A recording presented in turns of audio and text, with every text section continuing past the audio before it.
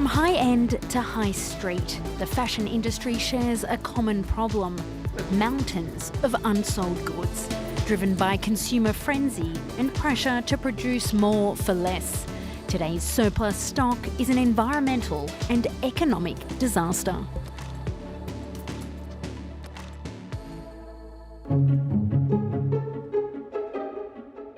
Est-ce qu'ici on évite le gaspillage? Oui, bien sûr. Moins de gaspillage, plus de partage, c'est le slogan de l'Agence du Don Nature. Une association reconnue d'intérêt général qui collecte des produits invendus auprès des entreprises pour les redistribuer aux associations qui luttent contre l'exclusion et la précarité.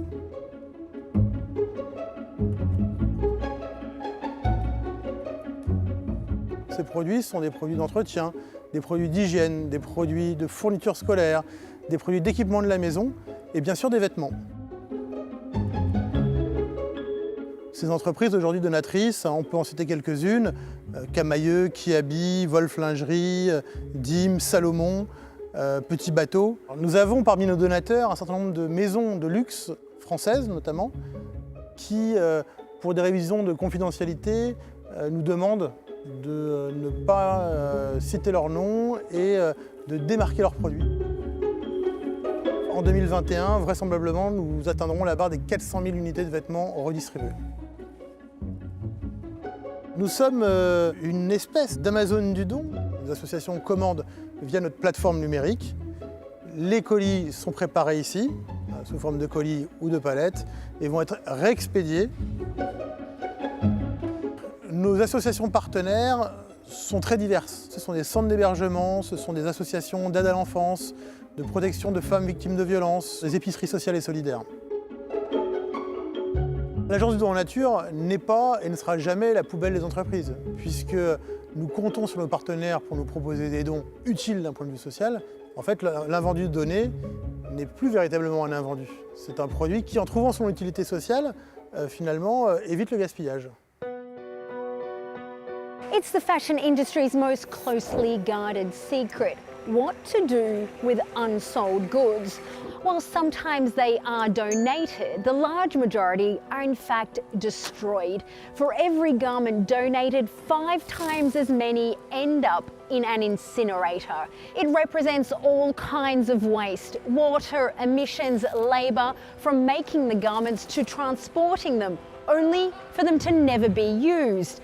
However, here in France, an ambitious law will ban retailers from discarding new items as of 2022, which means brands need solutions, and they need them fast.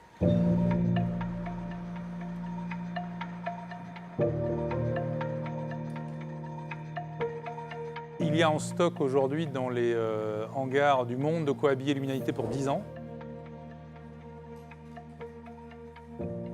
Aujourd'hui, tous les acteurs ont pris conscience de l'importance de recycler et d'upcycler ces produits.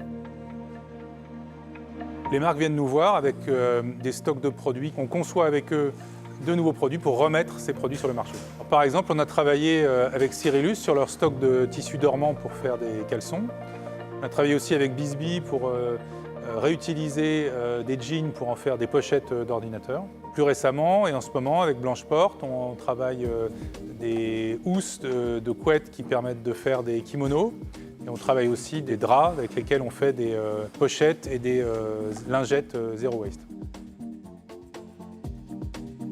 Depuis que l'atelier fait de l'upcycling, nous avons transformé 100 000 produits et sauver 2 tonnes de tissu. Le pire serait de refaire des invendus avec des invendus. Donc effectivement, on travaille dans le temps avec les marques pour faire des petites quantités qu'on augmente au fur et à mesure pour être sûr qu'il n'y a pas d'invendus. Aujourd'hui, elles ne le font pas de manière rentable, mais effectivement, demain, il faudra que ça le soit vu les volumes en jeu. La mode de demain s'articulera sans doute autour de différentes solutions. On va vers un modèle hybride dans lequel il y aura à la fois des solutions de produits réutilisés, mais aussi la mode à la demande. Aujourd'hui, grâce à la digitalisation, on est capable de produire moins et mieux. Donatien Mourmand, cofondateur de Tekin. Thomas Huriez, je suis le fondateur de 1083, une marque de jeans et de baskets entièrement relocalisée.